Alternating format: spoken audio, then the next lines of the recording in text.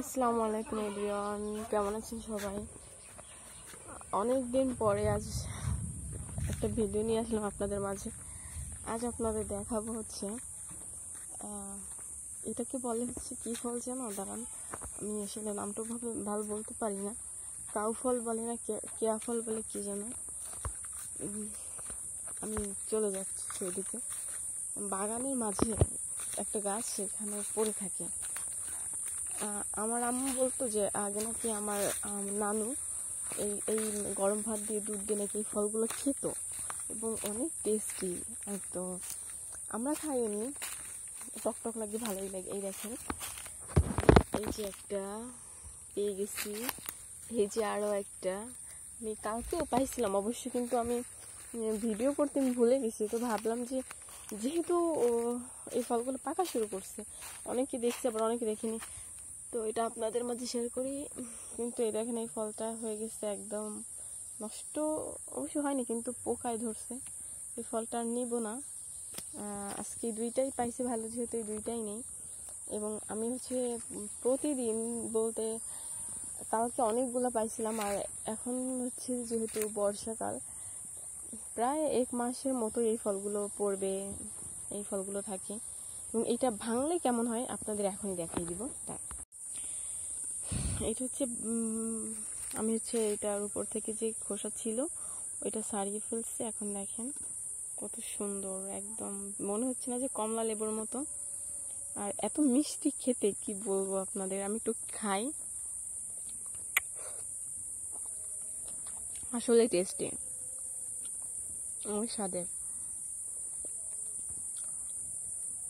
কিন্তু কথা হচ্ছে এই গাছটা যে কোথায় সেইটাই বুঝতেছি না। এখানে প্রতি বছরই আমি দেখি এই গাছ, মানে এই ফলগুলো হয়, পরে আমি নিয়েও যাই, কিন্তু আমি গাছটাই আমি চিনি না। আমাদের ওই পাশে একটা গাছ ছিল, সেই গাছটা এখন আর সেভাবে ফল ধরে না, তো এইটাই ধরে। আপনাদের সাথে কথা বলতে বলতে দেখেন আমি আরও একটা পেয়ে গেলাম। বুঝলাম আজকে লাকটা অনেক ভালো। দেখেন ইভেন আরও একটা পেয়ে গেলাম, এই যে না হাঁটলে বোঝা যায় না। এই যে অনেকগুলা পাইছি অবশ্য।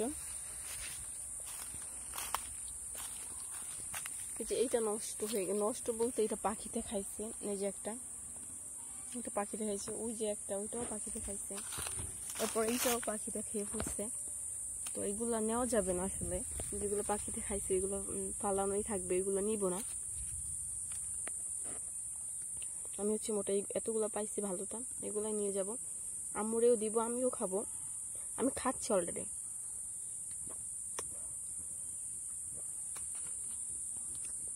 কালকে অনেকগুলো পাইছিলাম, আম্মুরে দিছি সবগুলা, তো সে খাইছে, আমি খাইনি। তো ভাবলাম আজকে আমি একটু খেয়ে দেখি।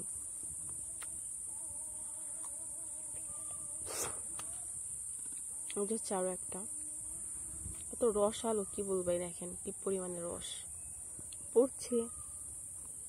আর আমি আসলে কখনো খাইনি দুধ দিয়ে গরম ভাতের সাথে। আমার আম্মু বলছিল যে নানু খাইছে, তো আমি একদিন ইনশাল্লাহ ট্রাই করব গরম ভাতের সাথে খেতে। এই ফলগুলো আছে কিছুটা অনেক মিষ্টি, আবার কোনো কোনো একটা ফল আছে যে এত টক এই ফলের ভিতরেই, কিন্তু এইটার জাত ভালো, অনেক মিষ্টি এবং ভালোই লাগতেছে।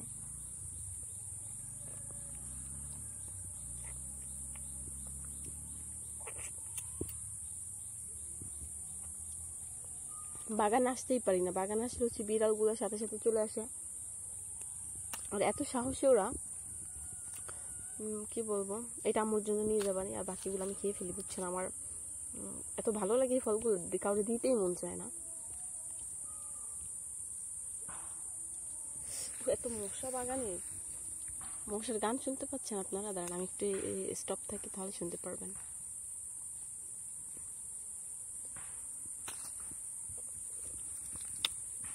দেখ, এগুলো নষ্ট নিব না, এটা নিলাম, আমার আম্মু খাবে। আমি